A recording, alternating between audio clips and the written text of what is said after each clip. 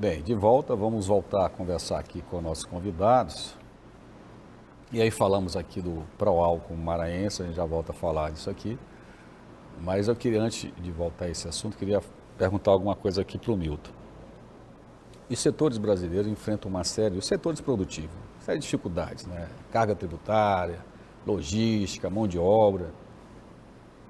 Mas hoje, se nós estivéssemos assim falando assim, olha, nós vamos ter um Proálcool aqui no Maranhão, incentivo à ampliação das plantas existentes, atrair outras empresas produtoras, quais seriam os maiores desafios, Milton?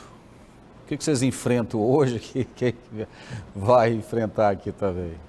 Olha, Arthur, eu quero primeiro te parabenizar pela sua lucidez, a sua visão estratégica, aproveitando inclusive aqui o Fabrício, que é um grande profissional que está aí no governo do Estado, na Secretaria Estratégica, que tem à frente também o secretário Zé Rinaldo, o governador Brandão.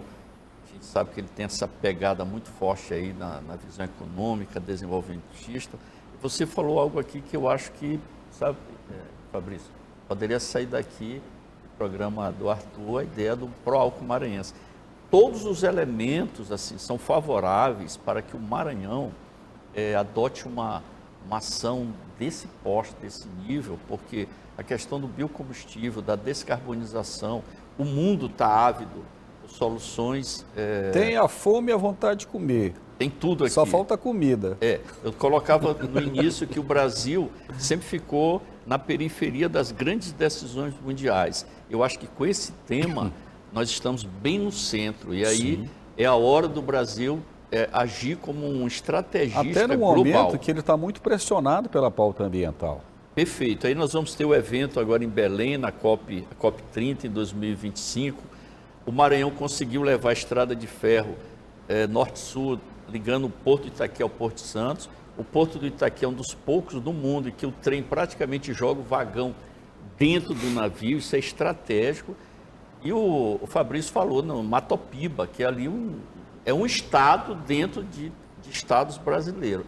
Então eu diria assim, nós precisamos, para esse setor, primeiro assim, reconhecer os nossos dirigentes dessas empresas que estão aí, que são resilientes, são grandes heróis que conseguiram atravessar uma série de crises nesse país, estão aí, poucos são conhecidos, porque estão lá no processo produtivo. Então, ora, se nós temos um mercado de 300 mil litros de combustível aqui, de etanol, e atendemos 150, está tudo na mão. A nível nacional, Arthur, nós ocupamos aí 8... Isso você está falando do mercado de bomba. Mercado de bomba Você não está maranhense. falando do combustível que passa por aqui. Pronto. Então, assim, o Brasil tem 8 milhões de hectares de cana. No Brasil tem um potencial de 60 milhões para cana. E olha, nós estamos olhando, o Brasil é de 800 milhões de hectares. A gente arranha o território. E aí tem um debate que talvez num outro programa, em outros debates possa trazer, que é a questão da Amazônia e do Cerrado como um todo, que nós temos muitas áreas degradadas, tanto na Amazônia, nós temos uma unidade lá em Ulianópolis, e temos aqui no Nordeste.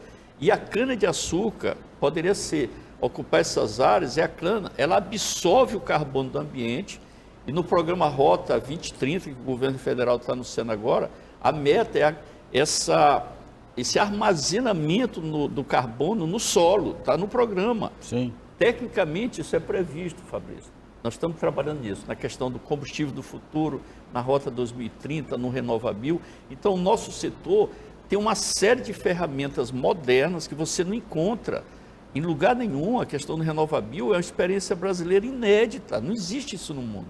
Um pouco parecido com isso tem na Califórnia, nos Estados Unidos. Você é pesquisador, sabe disso. E aqui o Brasil, com técnicos nossos, cientistas nossos. Então, qual é o desafio que você coloca para nós superarmos? Programas desse tipo. Termos, assim, incentivos fiscais competitivos, realmente, que favoreçam a inovação tecnológica nessas nossas plantas. Nós temos aí o etanol de segunda geração, que ela é feita com a palha da cana. Então, esse etanol que nós temos aí é da cana. Aí, o etanol de segunda geração, você usando a palha, você dobra a produção. Então, se nós adotarmos aqui, Fabrício, a inovação tecnológica nas nossas plantas, capaz de fazer o etanol de segunda geração com a palha, com o bagaço da cana, que já faz energia elétrica, e as nossas unidades praticamente têm autonomia na energia elétrica que vem do bagaço da cana, então nós podemos dobrar a nossa produção. Essa tecnologia já tem para a segunda geração. Tecnologia nós já temos. Então, eu acho que ter uma ideia como essa que você colocou aí, um Proálcool Maranhão, um etanol Maranhão, a bioenergia Maranhão, com o apoio no estímulo na inovação nas nossas plantas industriais, temos como dobrar essa produção sem aumentar a área, com o próprio material das folhas da cana-de-açúcar e do bagaço. Olha só, e acho que dentro da área que o Fabrício já trabalha lá na SEDEP, né, que é essa carbonização, tem tudo a ver, né? E aí levar para o secretário Zé Reinaldo, que ele adora novidades, né, Fabrício? É verdade. Daqui a pouco ele já está anunciando aí, vamos lançar um próximo. Mas o que você achou de tudo isso aí que o Não, colocou? sensacional, Arthur. Inclusive, o secretário José Reinaldo, com toda a sua experiência e também com a sua capacidade de diálogo e visão estratégica do Estado, ele iniciou desde o ano passado um movimento de diagnóstico dos principais entraves da economia do Estado. A gente sabe que a tributação é algo que é necessário que a gente tenha uma conversa dentro do governo, bastante estreita, frequente e constante para aprimorar, não é, os instrumentos que a gente tem e, naturalmente, desenvolver instrumentos de incentivo para os setores da economia. Então, hoje, por exemplo, nós temos um grupo de trabalho que se reúne periodicamente, principalmente com a SEDEP e com a Cefaz. O secretário José Reinaldo e o secretário Marcelos constituíram um grupo, né, de estudos sobre incentivos tributários para os setores da economia. Naturalmente, o setor do etanol, o setor de biocombustíveis, a gente observa um ciclo, né, econômico que ele é atingido não só por eventos estaduais, mas também por eventos nacionais e globais. Então, por exemplo, crises climáticas, elas afetam significativamente o ciclo do plantio da cana, assim como também o sistema produtivo ele tem passado por aprimoramento. Então, eu acredito que é como eu digo, assim, eu vejo hoje o Maranhão um estado estratégico. E o momento histórico que nós estamos vivendo também é um momento muito relevante. Eu acho que a questão da carga tributária, desculpe interromper a fala, ela é importante, né, e talvez seja a primeira coisa que se pensa quando se pensa em estimular a indústria. Mas tem muito mais coisas que são entraves à instalação de indústrias, né? Inclusive, nós gravamos aqui um programa sobre a reforma tributária e uma das coisas que vai ser dificultada exatamente esses incentivos separados de um estado para o outro, porque você não vai ter mais o ICMS como você tem hoje, né? Ele vai ser um imposto único, que vai ser regulado nacional, e isso vai dificultar esse tipo de atrativo, né? A gente espera que essa reforma ela traga, pelo menos, diminua a cobrança em cascata desses impostos da maneira como acontece hoje. Mas acho que tem muito mais outras dificuldades, né? Tem a questão da logística, que é uma questão muito séria, somente para quem está no sul do Maranhão, enfrenta uma série de desafios. Tem a questão de qualificação de mão de obra, tem essa própria questão institucional que o Milton trabalha, de conversar com o governo e tudo mais, tudo isso acaba sendo entraves também. Eu acho que tem muita coisa para acontecer nisso aí. Essa discussão e com o panorama do setor de biocombustível no Brasil, e por isso foi a nossa ideia de fazer esse programa aqui, trazer o Milton, porque me chamou a atenção quando nós estivemos lá nesse seminário de distribuidor de combustível, porque os próprios distribuidores têm uma dificuldade de entender o que está acontecendo. Qual é o big picture do negócio, como é que está acontecendo, quais são os movimentos todos que estão acontecendo, a importação de combustível, a dificuldade da Petrobras de subir a produção nacional. A produção nacional, a taxa de ocupação das refinarias, que no governo, até o governo passado chegava a 80%, chegou a 93%. Já é o limite do limite. Você não consegue mais operar isso aí porque você tem que fazer paradas de produção para manutenção e uma série de coisas. E não se põe de pé uma refinaria em menos de 10 anos. Não se põe de pé. E refinaria do tamanho que a gente se projetou aqui, fazer de 1 bilhão de barris, nem existe mais isso. Refinarias hoje são pequenas, 150, 250 mil barris, e já se passou por esse problema lá em Abreu Lima, que aí, como é que está? Abreu Lima não saiu de 150 mil. Mas, enfim, voltando à história do Proálcool aqui em Maranhão, eu acho que é a primeira vez que a gente lança aqui uma ideia de um programa para o governo. E quem sabe essa coisa vinga, né, Milton? Porque fiquei feliz de você abraçar essa ideia, e essa ideia surgiu aqui. E, na verdade, quando nós começamos a estudar lá na Universidade Federal a questão do biocombustíveis, que a gente estava analisando o setor de energia no Maranhão como um todo, lá na pós-graduação de engenharia elétrica, e essa questão do biocombustível começava a ser importante, porque o polo do Maranhão de importação tinha se tornado o maior do Brasil. E aí, cadê as produtoras de álcool? Cadê as produtoras de biodiesel? Não tem.